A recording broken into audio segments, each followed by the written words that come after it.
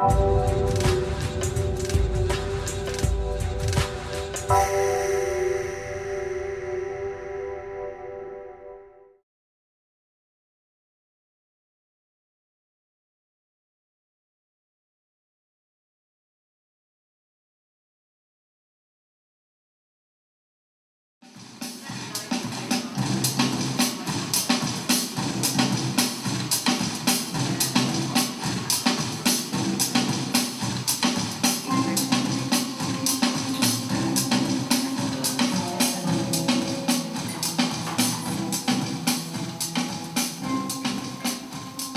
mother's land was wrapped up in childhood stories as mango trees as tall as mountains, ripe with burnt fruit, rugby-shaped and delicious, of sticky pork shoved into eager mouths, and of snakes as long as arms and as thick as muscular rope, camouflaged, ready to scare greedy children from their branches.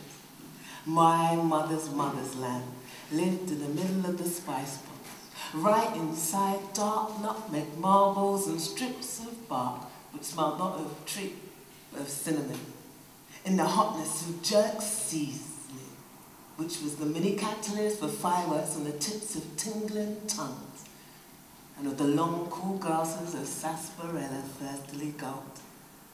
My mother's motherland sat on the mantelpiece, staring out from strangely coloured pictures of folk we did not recognise. It was a faraway, exotic place, full of dark-skinned inhabitants, surrounded by the bluest of sea which sparkled under the heat of the Caribbean sun. My mother's land snuck into my English house as we slept, reminding us of where we really belonged. My mother's land grew up beside us, an invisible eighth sibling. I knew absolutely nothing about Lazarus Francois, nothing, until October 2009. I just received confirmation of my place in the London Marathon. And even though I was really excited, I wasn't very happy at the thought of having to train for an English winter. So I booked a trip to Grenada, happy at the prospect of being able to run in the sun, even if it was only for a few weeks. It would be my third time going. And from the first time I had stepped on the place that my mother was born 8 years previously, I had fallen in love. This time, I was going with my boyfriend, and he decided to read up on Grenada. And he got this book called Grenada, A History of Its People. While looking inside, he came across a picture of a memorial, and he called me over. Then he pointed out a name, Lazarus Emmanuel Louis Francois. And he asked me, Kat, have you ever had a relative that fought in the First World War? I remember getting instantly vexed. No, if I did, I would know about it, wouldn't I? I was angry because I didn't even want to contemplate the fact that maybe, just maybe, I was ignorant about such an important piece of family history. So as far as I was concerned, he couldn't be related to me. Otherwise I'd have known about it. I spoke to Mum. She said that she'd never heard of Lazarus. But she said speak to Gran, who was 75 and a wealth of family information. Come in, oh, it's so good to see you. So good to see you. Lazarus, you said, yes? Yes, we are related to Lazarus. Let me see the book there. Let me see the picture of the memorial. Oh my gosh, bon Dieu, I never knew. I really never knew. You want some tea, dear? No, we'll just ask if you want anything, all right? Yes, Lazarus and my papa, your great-great-grandfather. Yes, they was first cousin, you know. The two of them did sign up to go for the war, but them only take Lazarus. Them said papa had way too many dependents. And I guess them was right, because he did end up with 11 children altogether. You want any chicken soup? I have some boiling there. No? Unitarian. What do I know about Lazarus? Well, them say he was a good man, you know. He was a teacher, and he had one woman who he really did love. Let me think now. What was she named? Oh God, oh God. Dusu, that's it. She name was Dusu, yes. And they had one child together, and that child was called Teresa. And Teresa had 2 children, but one of them did dead. Yes, he was a doctor. What a shame. But I think she still have a daughter. She name is Judy, and I think she's in New York. New York, US, something so. Would you like me to find out? I think you should talk to her. I think she'd be glad to hear from you. Yes. Oh, would you like some fruitcake? We have some fruitcake there. Fruitcake? No? Oh, what a shame. But yeah, I get it now. Lazarus wants you to raise him. Yes. Why else would you find the picture, the writer, the poet, the playwright, the performer? I don't joking, you know what you're laughing for. I don't make a joke at all, at all. Oh gosh, you sure you don't want anything to eat? No, money don't disappear.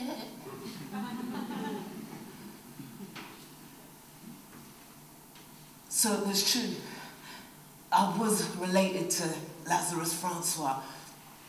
And although I didn't believe all the spirituality stuff that Gran was talking about, even I had to admit, this was big. I had a strange feeling in my stomach, a feeling of excitement, a feeling of fear, a feeling of shock and anger. I mean, not everybody was going to have someone like Lazarus in their family. And I knew absolutely nothing about the British West Indian Regiment. I mean, I hated history as a kid. Could just about keep my eyes open during history lesson. You know, Henry VIII and all the wives he killed off, the Tudors, the Victorians, the suffragettes, the Edwardians, even a little on slavery. And once a year, Black History Month, yeah, they dusted off and rolled out Rosa Parks and Martin Luther King. But we weren't taught anything about the British West Indian Regiment and the contribution the Caribbean made to the First or even to the Second World War. I wish I'd known about Lazarus when the National Front marched through my area, chanting, shouting, marching, hair short, racist leaflets in hands, red laces, their NF brand. I wish I'd known about Lazarus when I was called a black pig by a pink-faced, blonde-haired girl in my class who thought it was funny to call me names, who thought it was funny to laugh in my face, who thought it was funny till I slapped her in her face. I wish I'd known about Lazarus when the primary school head teacher would always cane the black boys and never the white boys. Or that time he sent the police round to my house just for stealing a few rubbers, just for stealing a few pens. He always came down heavy on us from a West Indian background, never any kindness or leeway found. I wish I'd known about Lazarus when old white people would say, why don't you go back to where you come from? Or my grandfather didn't fight in the war for it to be taken over by your lot. I wish I'd known. I wish I'd known. I wish I'd known.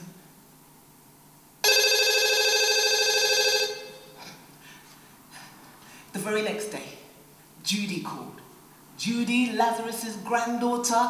Lord my God, Gran does work fast. I ain't even had a chance to get all the information in my head yet. And there I was talking to his granddaughter, and she was laughing and crying and talking really, really fast and thanking me, even though I've yet to find anything else. Judy's 69, and she lives in New Jersey. She said that Lazarus was a teacher.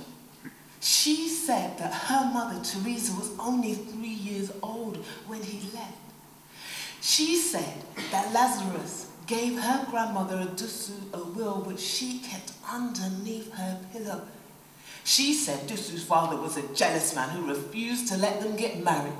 She said that's why they were waiting until Lazarus returned from the war. Still laughing, still crying, still talking 100 to a dozen, thanking me. Now the full weight of responsibility is bearing down on me. I can't just walk away from this, but I don't know where to start.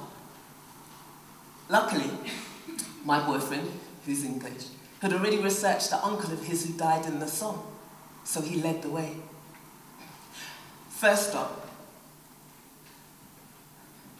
Commonwealth Graves Commission. Then we're off to the National Archives, where we request the war diaries of the British West Indian Regiment. And it's a breakdown of all their activities. I find out that they've done things like drill and musketry training and marching. Through this, I should be able to tell where they went and what they've done. I request Lazarus's medal record, but he doesn't have any medals. Never mind. I read everything I can find on the net and devour all the books I can get my hand on, including Grenada, A History of Its People, and another book called The Social History of the Caribbean During the First World War. There's other books, but they're really hard to get by. What I want to know is how they were treated, what the conditions were like, what England was like for them, whether Lazarus got to see any action, but most of all, I want to know why someone would want to go and fight for a country that's not even theirs to fight for.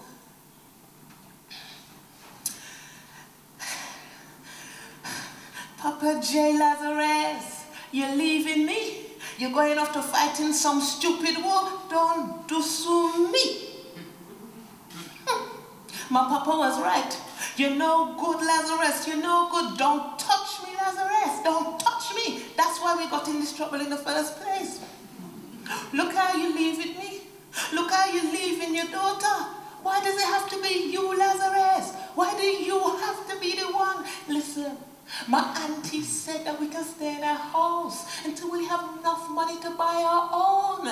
What do you have to go off and fight for? How much of a big man you have to prove that you are? You think the Beckham and the Englishman will come all the way over to Grenada to fight for us? No, no, why should I shush? Why should I shush when I'm talking the truth? You can kill a man, Lazarus, because that's what soldiers do. You can really kill a man, because from what I can remember, you can just about kill a chicken.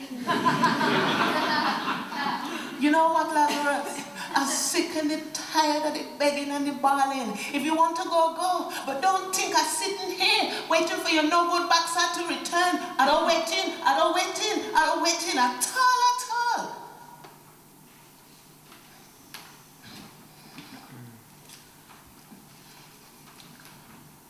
August 21st, 1915.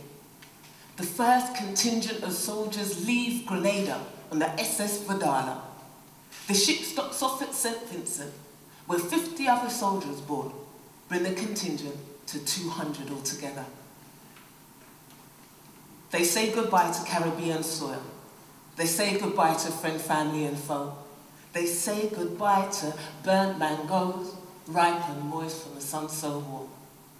They say goodbye to their mothers. They say goodbye to their fathers. They say goodbye to their lovers. They say goodbye to their children so small. They say goodbye to the clear blue skies. They say goodbye to the tamarind tree full of fruit, both bitter and sweet. They say goodbye to the warm sunshine. They say goodbye to the only place they've known since birth. They say goodbye. They say goodbye. They say goodbye.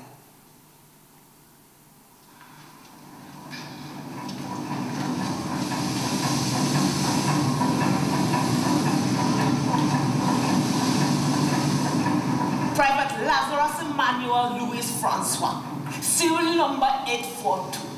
People was line up everywhere, bouncing and pushing each other out of the way just to get a good spot. So much people, dignitaries, brass band, mother and father waving, mother crying, father comforting, no do so. Hold on, I'm coming, the Domino King is coming up. Don't start without me, eh? So much people on the boat can't take the rocking. Spent the last 3 weeks sicking up their guts, making the place smell foul. Play the double four. We know you have it. Stop being stupid, man. You see that boy over there? The one staring out into the sea? You know what you're looking for? You're looking for submarine. Scared of getting torpedoed? Nobody can convince the boy to move. I tell you, being on a boat for 3 weeks can really do funny things to a man. Listen, just because I'm talking, it doesn't mean I can't see what you're doing. Behave yourself now, behave. Since I was a little boy, I dream of going to the motherland. Huh? Look, we have a baker, electrician, carpenter, policeman, all after the same thing. A chance to step foot on the motherland and a chance to mash up them Germans good and proper. There you go, double black. I told you don't mess with me, you know. How much time I have to bust you up for you to realize that I am the domino king? I wonder what they're going to think of us. This boat full of black soldiers. I know how to work hard, you know. I don't afraid hard work at all. I'm going to be the best soldier that I can be. Yes, I don't afraid hard work at all. They say we're going to, where we going? Plymouth? How you say it again? Plymouth, yes. And then we're going on to Seaford. I really hope there's not too much sea by Seaford because I'm sick of the sea. I'm a jolly West Indian soldier, as jolly can be. And I'm going to fight for England across the raging sea. I'm a jolly West Indian soldier, and it is a godly thing to do, for we're going to mash up Germany before she mash up me. His Majesty the King has been graciously pleased to approve of the formation of a corps from contingents of the inhabitants of the West Indian Islands, to be entitled the British West Indies Regiment. Next up, the Imperial War Museum. Now, I have never been there before because I ain't never had no need. There I am, sat in front of the computer, and I type in the word British West Indian Regiment. That's when Nurse Burton's and her diary pop up. Next minute, I am sitting in front of a diary full of writings and poetry from soldiers, West Indian soldiers, who passed through her care at the Surrey House Convalescence Home, Seaford. There I am, a poet, looking at poetry written over 92 years ago. I'm looking for Lazarus's name. I'm looking, but I just can't seem to find it anywhere. Never seen black people before. Heard about and read about and even seen pictures. And here I am, surrounded by hundreds of them. I'm Nurse Burton. I really like them now. I feel sorry for them. What, with the weather being so bad and the barracks being in such bad conditions, a lot of them are falling ill, not used to the cold. Should have brought them over in the summer, really. Shouldn't have they? A lot of them are really, really polite, not giving me a moment's trouble at all, and they speak such good English. A lot of them speak better English than me. Oh. Would you like to hear one of the poems one of them wrote for me? To Sister Burton. I'm only a West Indian soldier, and I'm dying as fast as can be, for my chest was racking with pain that I thought wasn't natural to man, and though I can't find words to express it, I'm trying these good words to tell about you, kind sister of the Red Cross. May God bless you, help you prosper well. That's me he's talking about. Dear sister, you're 1 in 1,000, and I'll bless you with all my poor heart. You know we're all built like England. Your kindness has done its part. So when out yonder I'm fighting, please remember me all in your prayers. It isn't as strange as you fancy. For my family, remember me now. Beautiful, isn't it? We lost one yesterday. A real young one. From pneumonia. I really thought he was going to make it. He held on for a few days. Same age as my youngest brother he was. Nelson Fervier from St. Lucia. I can't bear the thought of it when his mother gets that telegram. It really shouldn't have happened. I wish there was more that we could have done for him. I can't bear the thought of him lying underneath foreign land, covered by foreign dirt, no one to tend his grave, no one to tell him that he was brave. Look, I better go now. Everyone's going to be wondering what I've been up to.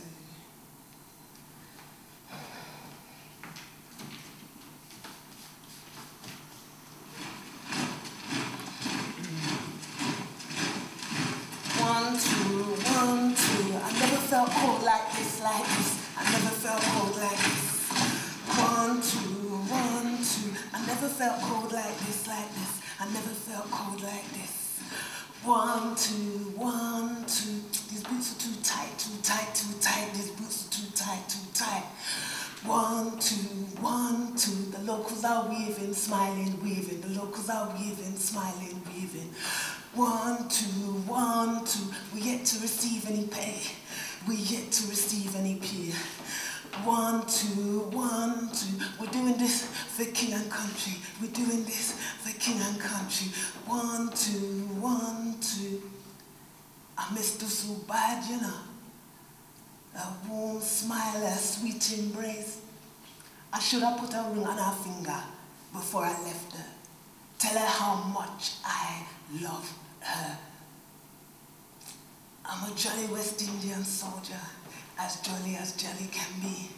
And I'm going to fight for England across the raging sea. I'm a jolly West Indian soldier, as jolly can be.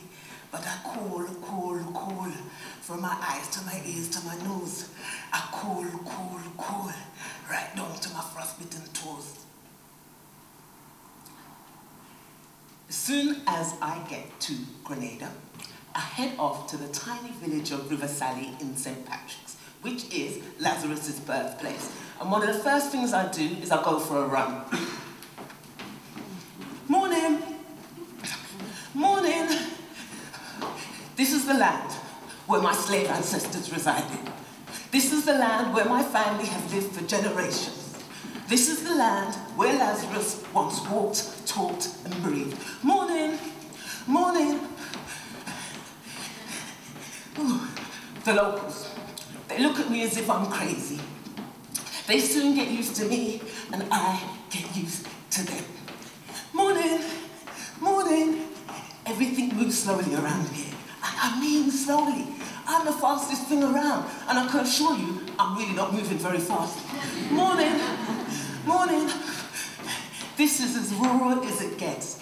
No supermarkets, no shopping centres, no public telephone boxes, and definitely no internet cafe.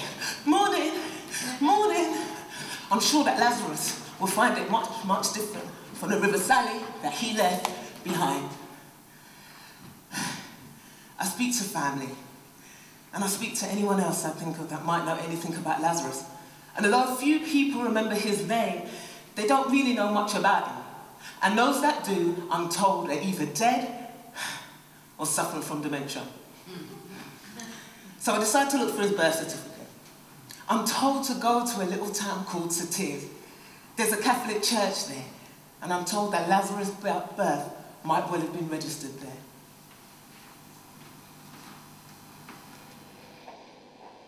So here I am in the very beautiful town of Satir. We came up here today to try and see if we could find Lazarus' birth record. They weren't at the main place in St. George's. They only went up to 1905, and we know and do believe that he was born before there.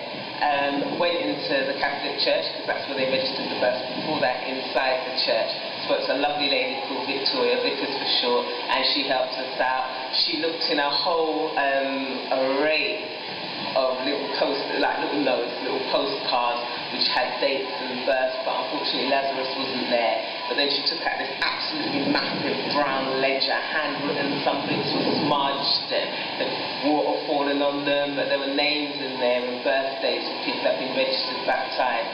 Again, unfortunately, Lazarus's was not there, but she's going to have another look in another book that goes even earlier than that. So hopefully somewhere along the line we will be able to find Lazarus's birthday, and from his birthday find out how old he was when he actually died. It really is a bit of a minefield, a real puzzle trying to piece everything together. You know, a lot of the documents are not computerized, a lot of them are still in pen, still in the original paper that they were first written on, which is beautiful to see. I had to touch the ledger, that brown ledger, because it was just an amazing piece of work. And there was loads of other Francois in there as well, so when I'm ready to investigate the family further, this is definitely one of the places we're going to start.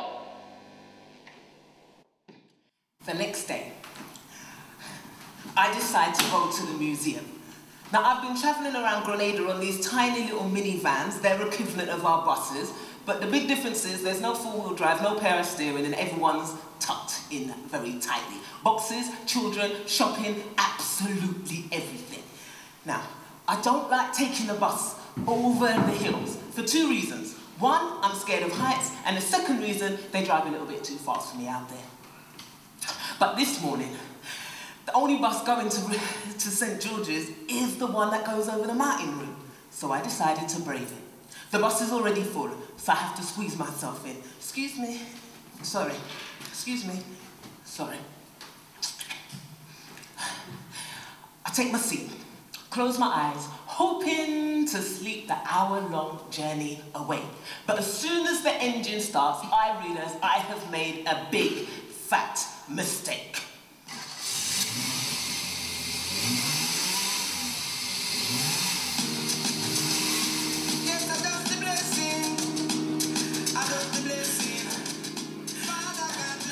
Foot on full gas, the driver takes off, hurtling along the road and flying over tarmac as if he was the pilot of a small plane. I look at the locals and nobody's flinched. This must be normal to them, but I'm an English girl born and bred and I am used to traffic lights, speed bumps and zebra crossings, but here there are none, and it is a free-for-all, and he zips and zooms up and down hills, and we miss going off the sides of unrestrained precipices by absolute millimeters. He goes round corners, beeping loudly as he comes, as if to warn the oncoming traffic, but at no time does he think it's necessary to take his foot off the accelerator and slow down. At this point, I am ready to jump up and start screaming, "Stop!" like a mad woman. But there's nowhere to stop. We're at the highest point of the mountain, so I cannot get off. I pray to God for deliverance and clutch hold of my seat tightly, hoping, praying that we arrive in one piece, aware that if anything goes wrong, I may only have enough time to say the Amen part of the Lord's Prayer. Heart beating, throat dry, tears streaming, hand shaking, nail biting, praying, begging that we arrive in one piece and do not end up shattered at the bottom of some gully somewhere. Finally, after what seems like an eternity, we reach. Shaking, stomach heaving. Oh Lord, mercy. Oh Lord. I quietly pay my money, relieved that I'm there. I wait until I recover and compose myself before I go into the museum.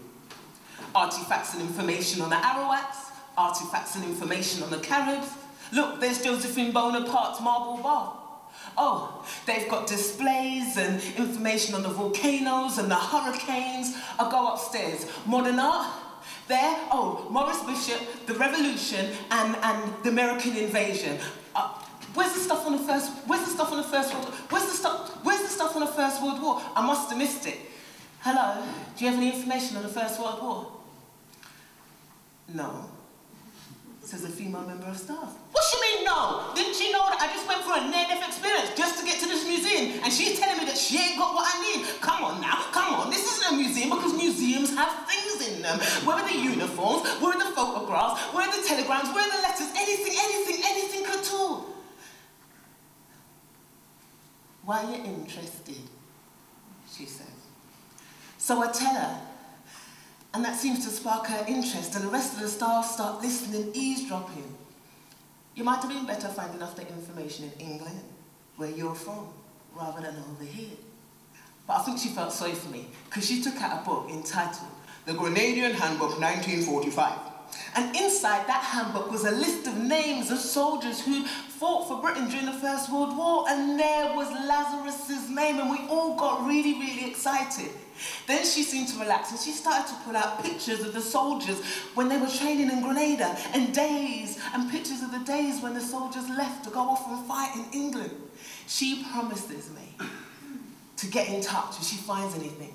And she also makes me promise to return once I find out everything I can about Lazarus.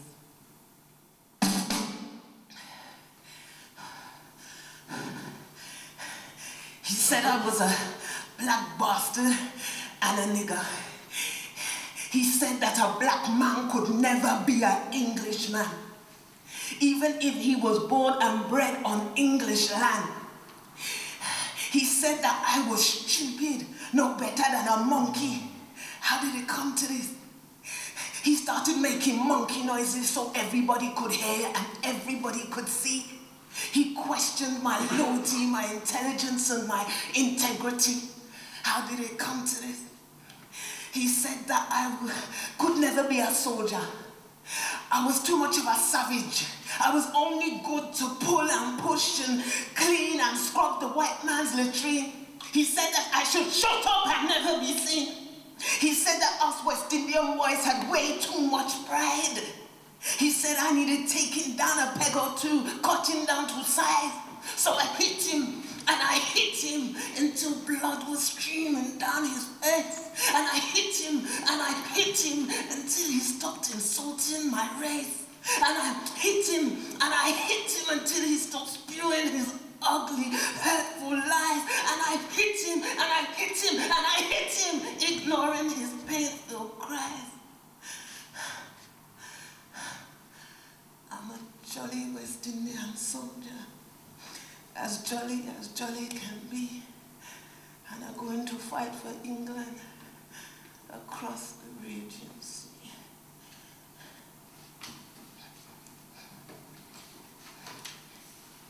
Dear Lazarus, Teresa asks for you every day, and she's growing so big now you would hardly recognize her, you know.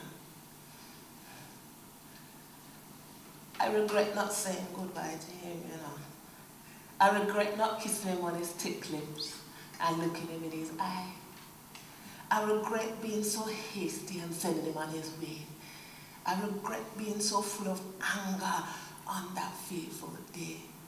I wish I could tell him that I miss him. The touch, the taste, the smell of him. The way his hand would curl around my waist and the way he would rub his fingers through my hair. I wish I could tell him that I miss his kindness and his thoughtfulness, but somehow I just don't dare. You know what it's like when you love somebody. You just can't get them out of your mind. You think about them all the time. But I dream about Lazarus morning, noon, and night. I wish my pen could move more freely and I could tell him what I'm telling you. That I'm waiting with every ounce of my aching bones. I'm waiting for him to come home. On my final day in Grenada, I had my last run around the pasture, and all my little cousins were sitting around clapping me as I was running past. We then sat underneath the large canopy of my favourite jade tamarind tree, and I told them absolutely everything I knew about Lazarus. And they were firing loads and loads of questions at me. And that's when it finally struck me. This is what it was all about, the passing on of history. I couldn't believe I had been too stupid to see it before. I hate to admit it, but Gran was right. It was my duty to raise Lazarus. The passing on of his story to the next generation is what was going to keep him alive and hopefully make sure he was never ever forgotten again. That was the moment. That was the very moment when I finally embraced the presence of Lazarus into my life. In Egypt, stripped to the waist and sweated chest, no reprieve, much needed rest. We dug and toiled and lifted high from trenches deep towards the sky.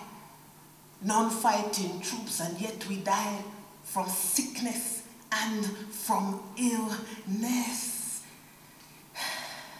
Every day brings new challenges to mind, to body and soul, as we try to find our way back to islands with softly whisper our names.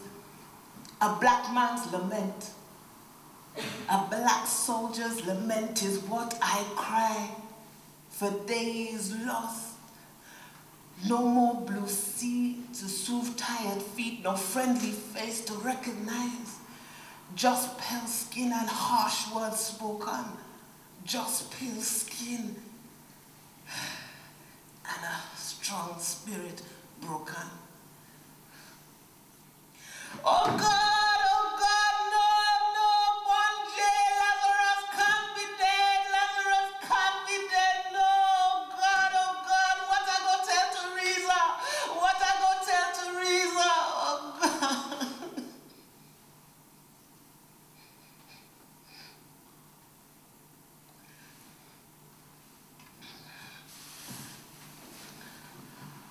Lazarus died on the 8th of August 1960, just short of a year when he first came to England from Grenada. I never did find a birth certificate, so I'm not really sure how old he was when he died, and I'm not sure how he was actually killed. Whether he was killed, whether it's illness, whether it's an accident, I still don't know.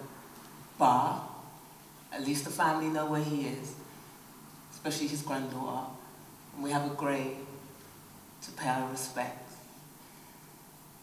There's still so much to find out about, not just Lazarus, but the whole of the British West Indian Regiment. So many stories to tell, so many voices unheard, so many memories hidden, fighting to see the light of day. Time to breathe oxygen back into deflated lungs, to reinstate, invigorate. So many of our boys suffered and sacrificed in the King's name. So many stories to tell, so many adventures untold, so many names, so many pains, so many footsteps yet to be discovered. So many stories to tell, so many voices unheard, so many memories fighting to see the light of day.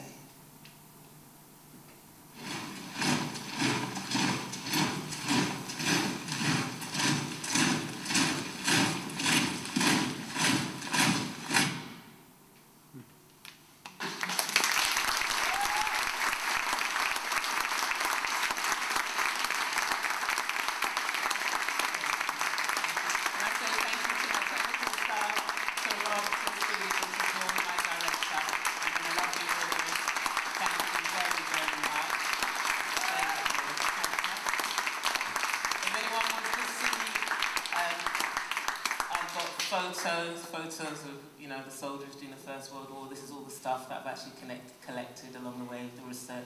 You're more than welcome to come up the stage and have a look. Anyone wants to have a chat, business card, I'll be here. Thank you for being a wonderful audience.